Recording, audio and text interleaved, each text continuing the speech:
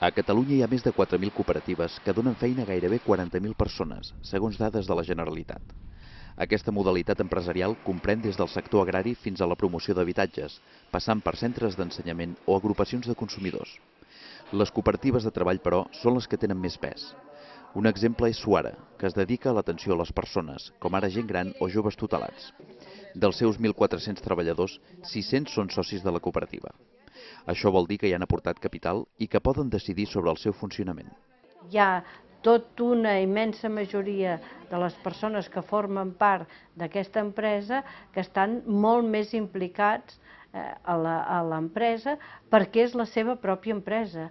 I com a pròpia empresa tu el que tens ganes és de que vagi endavant, de que millori, de que hi hagin guanys i que si cal en algun moment de crisi veure com afrontem la crisi i fer un sacrifici entre tots, etc. Fins ara, quan un soci es donava de baixa, la cooperativa li tornava la seva aportació. Però la normativa europea ha canviat i això ha obligat el Parlament a aprovar un decret llei que modifica la llei de cooperatives. Ara, en casos com aquest, la cooperativa no podrà comptabilitzar les aportacions dels socis com a actiu, sinó com a passiu, és a dir, com a deute.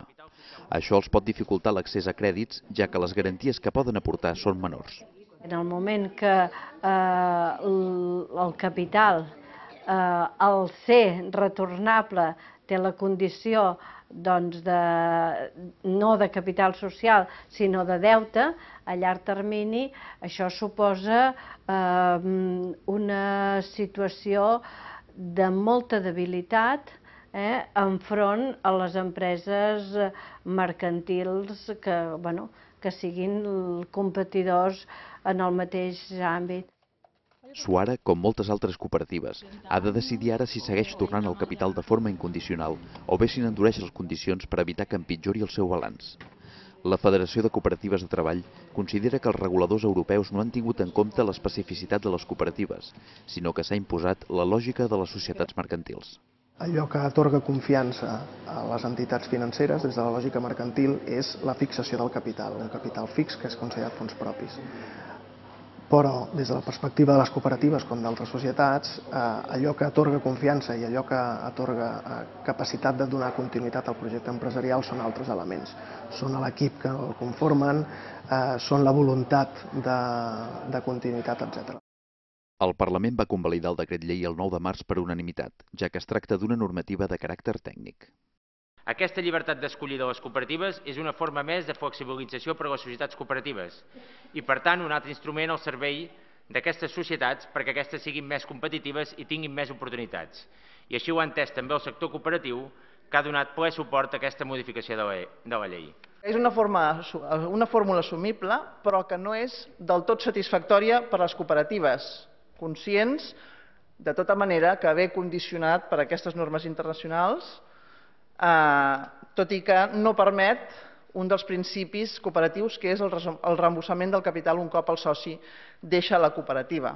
La cooperativa sempre ha fet una funció molt important a la història de Catalunya, però sense passar-nos a vegades amb legislacions que volguessin convertir les cooperatives en societats mercantils quan l'espírit de la cooperativa està amb el valor humà i amb el soci que està i no amb el capital que s'aporta. A partir d'ara hauríem de saber i hauríem d'avançar també amb quins ajuts, quins instruments, quines subvencions, si es mantindran o no en l'àmbit cooperatiu, perquè tots hem dit virtuts de la cooperativa, però també sabem que tenen una especificitat que necessita ser ajudada. Com podem fer créixer aquest sector?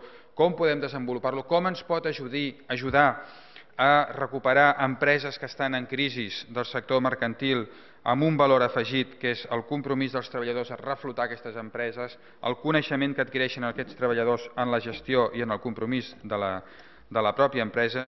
El problema que això genera és que les cooperatives que ho facin es poden trobar i es trobaran previsiblement amb socis cooperativistes que exerceixin el seu dret de separació i que, a conseqüència, s'emportin el capital que en el seu dia van aportar i que, per tant, per evitar una insolvència comptable, fem entrar les cooperatives en una insolvència real per retirada de capitals. Nos parece necesario, ya por el mandato constitucional, ya por la propia pervivencia del régimen cooperativo, que se arbitren medidas fiscales y legales compensatorias para de tipo económico, financiero y fiscal que evite que el cooperativismo, en el sentido tradicional en el que hemos conocido hasta ahora, desaparezca. El nou estatut permet al govern dictar decrets llei en cas d'una necessitat extraordinària i urgent. La norma, però, ha de ser convalidada pel Parlament en un termini màxim de 30 dies.